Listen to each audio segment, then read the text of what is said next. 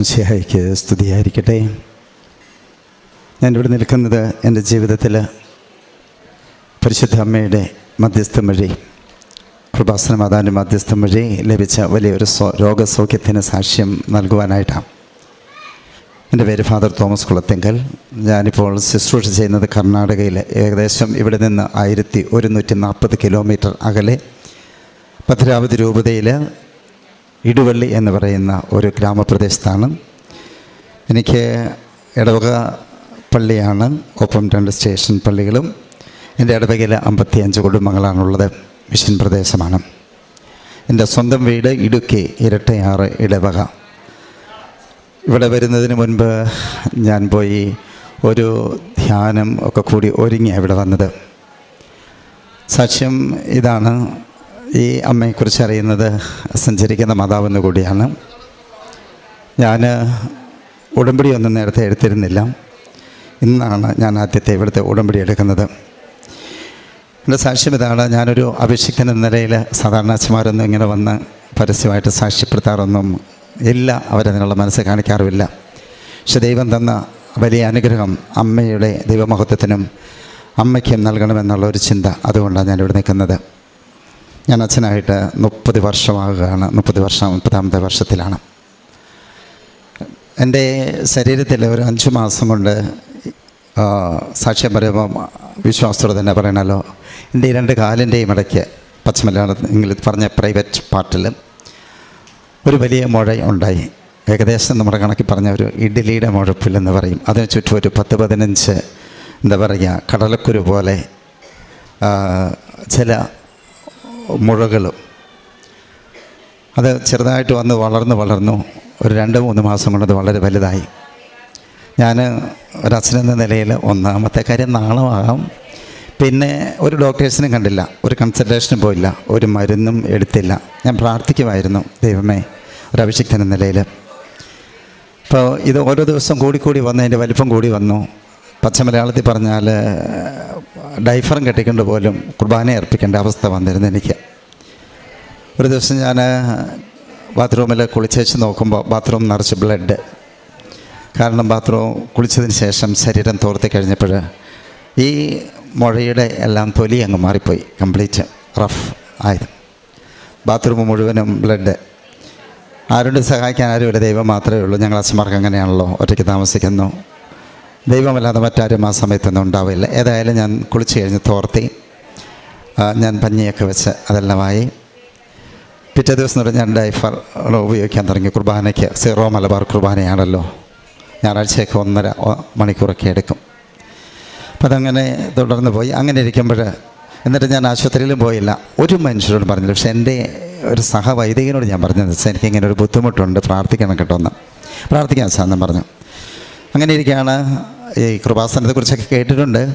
ഇവിടെ നടക്കുന്ന മഹാ അത്ഭുതങ്ങളും ഇവിടുത്തെ നാനാജാതി മതസ്ഥർ വന്ന് ദൈവത്തെ മഹത്വപ്പെടുത്തി ദൈവാനുഭവം സ്വീകരിച്ചു പോകുന്നതൊക്കെ ഞാൻ കേട്ടിട്ടുണ്ട്. ഇപ്പം എൻ്റെ ഇടവകയിൽ നിന്ന് ഒരു സഹോദരി ഇവിടെ വന്നിരുന്നു, കർണാടകയിൽ നിന്ന്. അവൾ വന്ന വഴി എന്നോട് പറഞ്ഞിരുന്നു, ഞാൻ കൃപാസനത്തിൽ പോകാച്ച പറഞ്ഞ് പ്രാർത്ഥിച്ചേക്കണം അച്ഛന് വേണ്ടി എന്നും പറഞ്ഞു. അവൾ തിരിച്ചു വന്നപ്പോൾ എനിക്ക് ഈ മാതാവിൻ്റെ പത്രവും കൊണ്ടു തന്നു. അച്ഛൻ ഇത് അവിടുത്തെ പത്രം, അതുപോലെ മാതാവിൻ്റെ ഈ അമ്മയുടെ രൂപം, ഒരു ചെറിയ ഫോട്ടോയും കൊണ്ടു തന്നു. ഞാനത് നല്ല മനസ്സോടെ സ്വീകരിച്ചു. എൻ്റെ മേശപ്പുറത്ത് വെച്ച് പ്രാർത്ഥിക്കാൻ തുടങ്ങി. നമുക്ക് വലിയ വിശ്വാസമൊന്നുമില്ല, പക്ഷേ എങ്കിലും മാതാവ് എല്ലായിടത്തും ഉണ്ടല്ലോ, അമ്മ എല്ലാവരെയും കേൾക്കുമല്ലോ. ഈ കഴിഞ്ഞ മാസം ഏപ്രിൽ മാസം 9-ാം തീയതി എൻ്റെ അഭിമന്യ പിതാവിൻ്റെ മെത്രാൻ്റെ ചേട്ടൻ്റെ മകൻ്റെ കല്യാണമായിരുന്നു. നാട്ടിൽ പോയി അതൊക്കെ കൂടി തിരിച്ചു വന്നു. അപ്പം വേദനയ്ക്ക് അസഹനീയമായി. പിറ്റേ ദിവസം ഒരു ഡോക്ടറെ വിളിച്ചു. എനിക്ക് ഡോക്ടറെ വന്നൊന്ന് കാണണം. ഡോക്ടർ സ്ഥലത്തില്ലായിരുന്നു. അപ്പോൾ ഏതായാലും ഡോക്ടർ വന്നു കഴിയുമ്പം വ്യാഴാഴ്ച പോയി കാണാം എന്നൊക്കെയുള്ള ചിന്തയിൽ ഇരുന്നു. ബുധനാഴ്ച, അതായത് 14-ാം തീയതി ബുധനാഴ്ച, ഞാൻ കിടക്കാൻ പോകുന്നതിന് ബൈബിൾ വായിച്ചു, ജപമാല ചൊല്ലി, വിശ്വാസ പ്രമാണം ചൊല്ലി. അമ്മയുടെ ഫോട്ടോ എൻ്റെ കട്ടിലിൻ്റെ അടുത്ത് ഞാൻ വെച്ചിട്ടുണ്ട്. അമ്മയോട് പറഞ്ഞ, അമ്മ മാതാവേ, ഞാനൊരു അഭിഷിക്തനാണ്, ഈ അവസ്ഥയിൽ നിന്നുകൊണ്ട് ഞാൻ എന്താ ചെയ്യേണ്ടേ? കുർബാന ചെല്ലണം, ആരോട് പറയും, എന്തു പറയും? രണ്ടും കൽപ്പിച്ച് ഞാൻ നാളെ പോവുക, ഡോക്ടറുടെ അടുത്ത് വരുന്നത് വരട്ടെ. ഡയഗ്നോസ് ചെയ്യാൻ പറയും, ചെയ്ത് കഴിഞ്ഞാൽ ബയോപ്സിക്ക് വിട്ട് കഴിയുമ്പോൾ എന്താണേലും വരുന്നത് വരട്ടെ. ഞാൻ പ്രാർത്ഥിച്ച് ഉറങ്ങാൻ കിടന്നു. പിറ്റേ ദിവസം ഞാൻ എല്ലാ ദിവസവും രാവിലെ 3:50 എഴുന്നേൽക്കുന്നൊരു മനുഷ്യനാണ്. ഫ്രഷായി ആരാധന നടത്തും, പ്രാർത്ഥിക്കാൻ പോകും. അപ്പം ഞാൻ എഴുന്നേറ്റ് ബാത്റൂമിൽ പോയി ഫ്രഷപ്പ് ആകുന്ന സമയത്ത് എൻ്റെ ശരീരത്തിലുണ്ടായിരുന്ന ഈ വലിയ മുഴ അവിടെ ഇല്ല. അതിന് ചുറ്റും ഉണ്ടായിരുന്ന ആ ഒരു 10ഓളം വരും ആ കടല വലിപ്പത്തിലുള്ള ആ മുഴകളും അവിടെയില്ല. അപ്പം ഞാൻ വലിയ സ്തബ്ധനായിപ്പോയി. എന്നിട്ട് ഞാൻ കുളിച്ച് കഴിഞ്ഞ് വന്നിട്ട് ഞാൻ വന്ന് ഇവനെ കട്ടിലൊക്കെ തപ്പി നോക്കി. അതായത് എവിടെയെങ്കിലും കിടപ്പുണ്ടോ, സംഗതികൾ എന്തെങ്കിലും പൊഴിഞ്ഞോ വീണോ ഒക്കെ എല്ലാവരും നോക്കി. ബെഡ്ഷീറ്റൊക്കെ എടുത്ത് കുടഞ്ഞ് നോക്കി, ഒന്നും അവിടെ കണ്ടില്ല. ഇപ്പോൾ ഞാൻ ഉറച്ചു വിശ്വസിക്കുന്നു. ഇപ്പോൾ ഞാൻ അന്നേരമാണ് അമ്മയോട്, ഈ മാതാവിനോട് പറയുന്നത്, അമ്മ മാതാവേ, എന്നിട്ട് ഞാൻ വൈകിട്ട് പ്രാർത്ഥിച്ചു. ഈ മണിക്കൂറുകൾക്കുള്ളിൽ ഞാൻ കിടക്കുമ്പോൾ 10 മണിയായി, ഞാൻ ബാത്റൂമിൽ ഏറ്റവും 3 അതിന് ആ ഷോർട്ട് ടൈമിനുള്ളിൽ അമ്മ എൻ്റെ പ്രാർത്ഥന കേട്ട് അവിടുത്തെ അഭിഷിക്തനായി എനിക്ക് ഈ വലിയ ഒരു രോഗശാന്തി തന്നു. ഞാൻ ഒരു വൈദികൻ എന്ന നിലയിൽ പോയി അമ്മയുടെ അടുത്ത് പോയി, കൃപാസന മാതാവിൻ്റെ സ്ഥലത്ത് പോയി അമ്മയുടെ മഹത്വത്തിനായി ഞാൻ ഒരു പുരോഹിതൻ എന്ന നിലയിൽ സാക്ഷ്യം കൊടുക്കും എന്ന് ഞാൻ അമ്മയുടെ അവിടെ വെച്ച് വാക്ക് കൊടുത്തു. അപ്പോൾ എനിക്കിപ്പോൾ സൗഖ്യം കിട്ടിയിട്ട് ഏറെക്കുറെ 2 മാസം ആകുന്നു. നടക്കാനൊക്കെ ഭയങ്കര ബുദ്ധിമുട്ടായിരുന്നു. ഈശോയുടെ അനുഗ്രഹത്താൽ അമ്മയുടെ മാധ്യസ്ഥാൽ ഇപ്പോൾ എനിക്ക് ഒരു പ്രശ്നവും ഇല്ല. ഞാൻ ഈ രോഗം വന്നിട്ട് ഒരു ഗുളികയും എടുത്തിട്ടില്ല, ആരിൽ അമ്മയിൽ മാത്രം ആശ്രയിച്ചു. അപ്പം സർവശക്തനായ ദൈവത്തിന് നന്ദി പറയുന്നതോടൊപ്പം ഒരു വെളിപ്പാട് അകലെ നിന്ന് നമ്മയൊക്കെ നോക്കുന്ന അമ്മ ഇത്രേ ഈശോ പറഞ്ഞല്ലോ, അവൻ പറയുന്നത് ചെയ്യുക. അവൻ പറഞ്ഞത് ചെയ്തപ്പോൾ കാനായിൽ വലിയ അത്ഭുതം, വെള്ളം വീഞ്ഞായി മാറി, അല്ലേ? നമ്മുടെയൊക്കെ ജീവിതത്തിൽ ഈ ഒരുപാട് കുറവുകൾ വരും. അപ്പം മാതാവിൻ്റെ മധ്യസ്ഥയിൽ അമ്മയെ തിരുവല്ല അവൻ പറയുന്നത് ചെയ്യുക. അവൻ പറയുന്നത് കാര്യം എന്താണെന്നാണ് ഏറ്റവും സ്നേഹമുള്ള നമ്മുടെ ജോസഫ് അച്ഛൻ്റെ യൂട്യൂബ് സന്ദേശത്തിലൂടെയും ധ്യാനത്തിലൂടെയും ഒക്കെ ഓരോ ദിവസവും നമ്മൾ കേട്ടുകൊണ്ടിരിക്കുന്നത്. സ്നേഹിക്കാൻ, കരുണ കാണിക്കാൻ, മനുഷ്യത്വത്തോട് ജീവിക്കാൻ, മനുഷ്യനായി ജീവിക്കാൻ, സമാധാനത്തിൽ ജീവിക്കാൻ, ദൈവത്തിൻ്റെ മകനാണ് മകളാണ് നമ്മളെന്നുള്ള ബോധ്യം നമ്മൾ വിശ്വസിക്കുന്ന ദൈവത്തിൻ്റെ പ്രത്യേകതയാണല്ലോ. ആ ഹൃദയത്തിൽ എല്ലാവർക്കും സ്ഥാനമുണ്ട്, ജാതമതിഭേദമന്യേ. കാരണം ഇപ്പോൾ ഞാൻ ഇന്നലെ വൈകിട്ട് ഇവിടെ വരുന്ന കുറേ നേരം പ്രാർത്ഥിച്ചു. ഇന്നിപ്പോൾ ഉടമ്പടി, 1ാമത്തെ ഉടമ്പടി അവിടെ പോയപ്പോൾ ഞാൻ കണ്ടു, അവിടെ വന്നിരിക്കുന്നതിൽ ഒരുപാട് അക്രൈസ്തരായ സഹോദരങ്ങളെ കണ്ടു, ആണ് പെണ്ണടക്കം. ഉറപ്പുണ്ട് എനിക്ക് ഇവിടെ വന്നു പോകുന്ന അക്രൈസ്തവരായ മനുഷ്യരിലേക്ക് മാതാവ് അവിടുത്തെ മാധ്യസ്ഥം വഴി നിങ്ങൾക്ക് ഒരുപാട് അനുഗ്രഹം തരും. കാരണം നിങ്ങൾ വിശ്വസിച്ച് തന്നെയാണ് ഇവിടെ വരുന്നത്. ഞങ്ങൾ ക്രൈസ്തവർ ഇവിടെ വരുന്നത് ഞങ്ങൾക്ക് ഓൾറെഡി ഒരു അടിസ്ഥാനമുണ്ടല്ലോ, അതിൽ നിന്നുകൊണ്ടാണ്. പക്ഷെ ഉറച്ചു വിശ്വസിച്ചോ, ഈ അമ്മയുടെ മാധ്യസ്ഥ ഇവിടെ വന്നു പോകുന്ന ഒരു മക്കളെയും, പ്രത്യേകിച്ച് അക്രൈസ്തവരായ ഒരു മക്കളെയും വെറും കൊയ്യോടെ പറഞ്ഞു വിടാൻ അമ്മ ഈശോയെ അവിടുത്തെ മകനെ അനുവദിക്കില്ല എന്നുള്ളത് ഉറപ്പ്. അപ്പോൾ ഞാൻ ദൈവത്തിന് നന്ദി പറയുന്നു. ഈ വിശുദ്ധ സ്ഥലത്ത് വന്ന് കാലുകുത്തുവാനായിട്ട് എന്നെ അനുഗ്രഹിച്ചതിന് നന്ദി പറയുന്നു. എൻ്റെ പ്രാർത്ഥന ഈശോയുടെ തിരുമുമ്പിൽ സമർപ്പിച്ച് എനിക്ക് അനുഗ്രഹം സാധിച്ചു തന്ന പരിശുദ്ധ അമ്മയ്ക്ക് 1000 നന്ദി പറയുന്നു. ഞാൻ എൻ്റെ രൂപത, ഭദ്രാവതി രൂപതയെയും അഭിമന്യ പിതാവ് മാർ ജോസഫ് അരുമച്ചാടത്ത് പിതാവിനെയും, എൻ്റെ രൂപതയിൽ ഇപ്പോൾ ഞങ്ങൾ 42 അച്ഛന്മാരാണ് മിഷണറിമാരായിട്ട് സേവനം ചെയ്യുന്നത്. ഏതാണ്ട് 136 സഹോദരിമാരുണ്ട്, സിസ്റ്റേഴ്സും. അവരെയും ഇടവക സമൂഹത്തെ മുഴുവനും അമ്മയിലൂടെ ഇവിടെ സമർപ്പിക്കുകയാണ്. പിന്നെ കർണാടകയിൽ ഞാനൊക്കെ ജീവിക്കുന്നിട അത്ര എളുപ്പമുള്ള സ്ഥലമല്ല ജീവിക്കാനും. ഞാൻ ജീവിക്കുന്നത് വനാതിർത്തിയോട് ചേർന്നാണ്. ഒരു 1.5 മാസം മുമ്പ് എല്ലാം കൃഷിയൊക്കെ ചെയ്താലല്ലേ ഞങ്ങൾക്ക് എന്തെങ്കിലും ഭക്ഷിക്കാൻ പറ്റുള്ളൂ. അപ്പോൾ ഇച്ചിരി വാഴയൊക്കെ നട്ടായിരുന്നു. അപ്പോൾ അതിന് വെള്ളം തിരിക്കാൻ പോകണം. ഒരു ദിവസം വെളുപ്പിന് 2:30 എഴുന്നേറ്റ് ബോറ് വെള്ളം തിരിച്ചു വിടാൻ പോകുമ്പം ഞാൻ ചെന്ന് നിൽക്കുന്നത് ഒരു പുലിയമ്മയുടെ 3 പുലിക്കുഞ്ഞിൻ്റെ അടുത്താണ്. ഓർത്ത് നോക്കുക, അപ്രതീക്ഷിതമായിട്ട് സംഭവിച്ചൊരു കാര്യമാണ്. പക്ഷേ ഒന്നും ചെയ്തില്ല. ഇവിടുന്ന് കൂടി വന്നാൽ ആ ഡോറിൻ്റെ അത്ര അകലെയാണ് ഞാനും പുലിയുടെ മക്കളും നിൽക്കുന്നത്. പുലിക്കൊരു സ്വഭാവമുണ്ട്, അതിൻ്റെ കുഞ്ഞുങ്ങളെ വിട്ടിട്ട് ഒരിടത്തും പോവില്ല. മനുഷ്യരങ്ങനല്ലല്ലോ, സ്വാർത്ഥതയ്ക്ക് വേണ്ടി അവരുടെ കുഞ്ഞുങ്ങളെ കുട്ടി എവിടെയൊക്കെ പോവില്ലേ, എല്ലാത്തിനും പോവില്ലേ. പക്ഷേ ആ മൃഗം ഒരിക്കലും അതിൻ്റെ കുഞ്ഞുങ്ങളെ വിട്ടിട്ട് ഒന്നിനെയും ആക്രമിക്കാൻ പോവില്ല, ഒന്നിനും പോവില്ല. അതുങ്ങൾ വിശക്കുന്നെന്ന് കാണുമ്പോൾ ഒരു ലക്ഷണം കാണിക്കും, അപ്പോഴാണ് ഇരതയായിട്ട് പോകുന്നത്. പക്ഷേ അടുത്ത് ചെന്നിട്ട് ഒരു പക്ഷേ മറ്റെന്തെങ്കിലും സംഭവിച്ചിരുന്നെങ്കിൽ ഇന്നിപ്പോൾ ഞാനിവിടെ ഉണ്ടാവില്ല, എൻ്റെ ജീവൻ അവിടെ തീർന്നേനെ, പുലിയുടെ മുമ്പിൽ പെട്ട് കഴിഞ്ഞാൽ. അതുപോലെ ഈ നനയ്ക്കാനൊക്കെ ഇറങ്ങുമ്പോൾ കാട്ടുപോത്ത് വരും ഇഷ്ടം പോലെ, 10ഉം 20ഉം എണ്ണമൊക്കെ. ഒരു ദിവസം ഒരു 16 എണ്ണത്തിൻ്റെ നടുക്ക് പെട്ടുപോയി ഞാൻ രാത്രിയിൽ. വെള്ളം തിരിക്കാൻ പോയതാണ്, 10-16 കാട്ടുപോത്തുകളിടയ്ക്ക്. അതുങ്ങൾ അവിടെ ഉണ്ടായിരുന്ന എല്ലാം നശിപ്പിച്ചു. പക്ഷെ ഞാൻ ജപമാല കയ്യിലുണ്ടായിരുന്നു, മുറുക്കെ പിടിച്ചു. ഒന്നും എനിക്ക് സംഭവിച്ചില്ല. 1 മണിക്കൂർ ഞാൻ അതുങ്ങളുടെ ഇടയ്ക്ക് നിന്ന് പ്രാർത്ഥനയോട് നിന്നു. ഒന്നും എനിക്ക് സംഭവിച്ചില്ല. ഞാൻ പറയുന്നത്, ഞങ്ങൾ മിഷണറിമാർ മിഷൻ സ്ഥലത്ത് ജീവിക്കുന്നത് വളരെ റിസ്ക്കിലാണ്, ത്യാഗത്തിലാണ്, ഒരുപാട് കഷ്ടപ്പാടുകളുണ്ട്. അപ്പം എന്നെ ഈ കേൾക്കുന്ന ഇത്രയും മക്കളുടെ മുൻപിലേക്ക് എൻ്റെ ജീവിതത്തെ സമർപ്പിക്കുന്നു. പ്രാർത്ഥനയ്ക്കായി ഞങ്ങൾ സേവനം ചെയ്യുന്ന സ്ഥലത്തെ സമർപ്പിച്ച് പ്രാർത്ഥിക്കണം. നിങ്ങളുടെ പ്രാർത്ഥനയിൽ ഓർക്ക് തീർച്ചയായിട്ടും ഞാൻ ഇവിടുന്ന് ഈ പത്രമൊക്കെ വാങ്ങിച്ചുകൊണ്ട് പോകും. ആകുന്നിടത്തോളം കന്നഡ ദേശത്ത്, കന്നഡയുണ്ട്, കൊങ്ങിണിയുണ്ട്, മറാഠിയുണ്ട്, തുളുവുണ്ട്, ഒക്കെ ഭാഷ ഞങ്ങൾ സംസാരിക്കുന്നത്.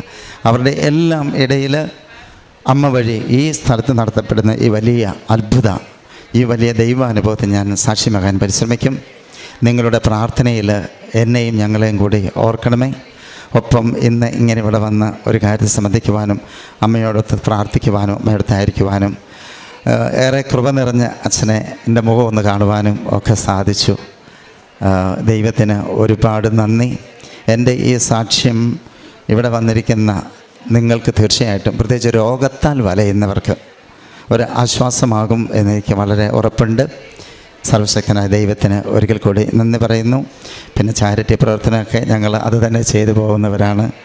എൻ്റെ കെയർ ഓഫിൽ 29 മക്കൾ ജീവിക്കുന്നുണ്ട്, അനാഥരായിട്ടുള്ളവർ. ഞാൻ അവർക്കുള്ള ഭക്ഷണ സാധനങ്ങളൊക്കെ കൈനീട്ടിയും കാല് നീട്ടിയും ഒക്കെ ആക്കി കൊടുക്കുന്നുണ്ട്. പെൺപിള്ളേരും ആൺപിള്ളേരും കർണാടകയാണല്ലോ. അപ്പം അവരൊക്കെ വേണ്ടി പ്രാർത്ഥിക്കുക. നിങ്ങളുടെ പ്രാർത്ഥനയിൽ അച്ഛനെ കൂടി ഓർക്കുക. ഇത് കഴിയുമ്പോൾ ഞാൻ തിരിച്ചു പോകും. എനിക്ക് എൻ്റെ തിരിച്ചുള്ള യാത്രയും സുഗമമാകുവാൻ വേണ്ടി നിങ്ങൾ പ്രാർത്ഥിക്കണം. പരിശുദ്ധ അമ്മയ്ക്കും യേശുപിതാവിനും തിരുസഭയ്ക്കും മഹത്വമുണ്ടാകട്ടെ. പിതാവും പുത്രനും പരിശുദ്ധാത്മാവായ ദൈവം നമ്മെ എല്ലാവരെയും അനുഗ്രഹിക്കട്ടെ എന്ന് പ്രാർത്ഥിക്കുന്നു. ഈശോയ്ക്ക് സ്തുതി. 34-ാം സങ്കീർത്തനത്തിൽ കർത്താവിൻ്റെ സംരക്ഷണത്തെക്കുറിച്ച് പറയുന്നുണ്ട്. ഈ എളിയവൻ നിലവിളിച്ചു, കർത്താവ് കേട്ടു, എല്ലാ കഷ്ടതകളിലും നിന്ന് അവനെ രക്ഷിക്കുകയും ചെയ്തു. കർത്താവിൻ്റെ ദൂതൻ ദൈവഭക്തരുടെ ചുറ്റും പാളയമടിച്ച് അവരെ രക്ഷിക്കുന്നു. ബഹുമാനപ്പെട്ട തോമസ് കുളത്തിങ്കൽ അച്ഛൻ്റെ ദൈവാനുഭവമാണ് നമ്മോട് പങ്കുവച്ചത്. ബഹുമാനപ്പെട്ട അച്ഛന് ലഭിച്ച രോഗസൗഖ്യം തന്നെ ഏറ്റവും ബുദ്ധിമുട്ടിച്ചു കൊണ്ടിരുന്ന ആ ഒരവസ്ഥയിൽ നിന്ന് വളരെ ചുരുങ്ങിയ മണിക്കൂറുകൾക്കുള്ളിൽ അമ്മയോട് പ്രാർത്ഥിച്ചുവിട്ട് കിടക്കുന്നു. ഒരു കൃപാസന പത്രവും പരിശുദ്ധ അമ്മയുടെ ഒരു ഫോട്ടോയും തൻ്റെ മുറിയിലുണ്ടായിരുന്നു. അത് തൻ്റെ ഒരു ഇടവകക്കാരി കൊടുത്തതാണ്. ഇവിടെ വന്ന് പ്രാർത്ഥിച്ചു പോകുന്ന ഒരു മകള് കൊടുത്തത്. അമ്മയോട് പറഞ്ഞിട്ട് കിടക്കുന്നു. എത്രയോ കിലോമീറ്ററുകൾ അകലയിൽ നിന്നാണ് ബഹുമാനപ്പെട്ട അച്ഛൻ ഇവിടെ വന്ന് ഈ സാക്ഷ്യം പറയുവാൻ, അതും ഒരു പുരോഹിതൻ എന്ന നിലയിൽ തനിക്ക് കിട്ടിയ രോഗസൗഖ്യം താൻ അമ്മയുടെ മുമ്പിൽ പറഞ്ഞ് ഇത് മറ്റുള്ളവർക്കൊരു പ്രചോദനമാകണം, അതിനുവേണ്ടി തന്നെ ഒരു ധ്യാനമൊക്കെ കൂടി പ്രാർത്ഥിച്ചൊരുങ്ങി ബഹുമാനപ്പെട്ട അച്ഛൻ ഇവിടെ വന്ന് പറയുകയാണ്. അച്ഛൻ്റെ ശുശ്രൂഷ മേഖലകളിലൊക്കെ 23-ാം സങ്കീർത്തനത്തിൽ നാം കേൾക്കുന്നത് പോലെ മരണത്തിൻ്റെ നിഴൽ വീണ താഴ്വരയിലൂടെയാണ് ഞാൻ നടക്കുന്നതെങ്കിലും അവിടുന്ന് എനിക്ക് ഉറപ്പേകുന്നു, എനിക്ക് ഭയമില്ല എന്ന് സങ്കീർത്തകൻ പറയുന്നു. അവിടുത്തെ ഊന്നുവണ്ടിയും ദണ്ടും എനിക്ക് ഉറപ്പേകുന്നു എന്ന് സങ്കീർത്തകൻ പറയുമ്പോൾ തീർച്ചയായും ബഹുമാനപ്പെട്ട അച്ഛൻ ഇവിടെ പങ്കുവെച്ച ഓരോ അനുഭവങ്ങളും, എങ്ങനെയാണ് ജപമാല പ്രാർത്ഥിച്ച് അമ്മയുടെ മധ്യസ്ഥതയിൽ അച്ഛന് ആ ഒരു പേടിപ്പെടുത്തുന്ന സാഹചര്യങ്ങളിലൊക്കെ അച്ഛനെ പിടിച്ചു നിൽക്കാനായത്. അതുപോലെ തന്നെ പരിശുദ്ധ അമ്മയുടെ ഈ തിരുനടയിൽ വരണമെന്ന് അമ്മ ആഗ്രഹിക്കുന്നുണ്ട്. അമ്മ മാതാവിനെ കുറിച്ച് നമുക്ക് ആരും പറഞ്ഞു തരേണ്ട കാര്യമില്ല. പരിശുദ്ധ അമ്മയുടെ മാധ്യസ്ഥമൊക്കെ, അമ്മയുടെ സാന്നിധ്യം അല്ലെങ്കിൽ അമ്മയുടെ സഹവാസം, അമ്മയുടെ സംരക്ഷണം, ഇതൊക്കെ പരമ്പരാഗതമായിട്ട് തിരുസഭയിൽ നമുക്ക് അറിയുന്ന കാര്യങ്ങൾ തന്നെയാണ്. എന്നാൽ എന്തുകൊണ്ടാണ് കൃപാസനത്തിൽ വരണമെന്ന് അമ്മ ആഗ്രഹിക്കുന്നത്? അത് അമ്മ നമുക്ക് വേണ്ടിയിട്ട് സ്വർഗത്തിൽ നിന്ന് ഇവിടെ പ്രത്യക്ഷയായ അമ്മയാണ്. അമ്മ വിളിക്കാതെ നമുക്കിവിടെ വരാൻ സാധിക്കില്ല. ഉടമ്പടി ഒരു തെരഞ്ഞെടുപ്പാണെന്ന് ബഹുമാനപ്പെട്ട VP ജോസഫ് അച്ഛൻ ഒരു ഉടമ്പടി ധ്യാനത്തിൽ പറയുകയുണ്ടായി. അമ്മ തിരഞ്ഞെടുത്ത വ്യക്തികൾക്ക് മാത്രമേ ഇവിടെ വരാൻ സാധിക്കുകയുള്ളൂ, അല്ലാതെ ആർക്കും വരാൻ സാധിക്കില്ല. അമ്മ തിരഞ്ഞെടുത്ത ഒരു മകനായിട്ട് ഇവിടെ വന്ന് സാക്ഷ്യം പറയുവാനും ഈശോയെ മഹത്വപ്പെടുത്തുവാനും ദൈവം അച്ഛനെ അനുവദിച്ചു. അച്ഛന് ലഭിച്ച രോഗസൗഖ്യത്തിന് നമുക്ക് കരങ്ങളടിച്ച് ഈശോയ്ക്കും അമ്മയ്ക്കും നന്ദി പറയാം. യേശുവേ നന്ദി, യേശുവേ സ്തുതി, യേശുവേ ആരാധന.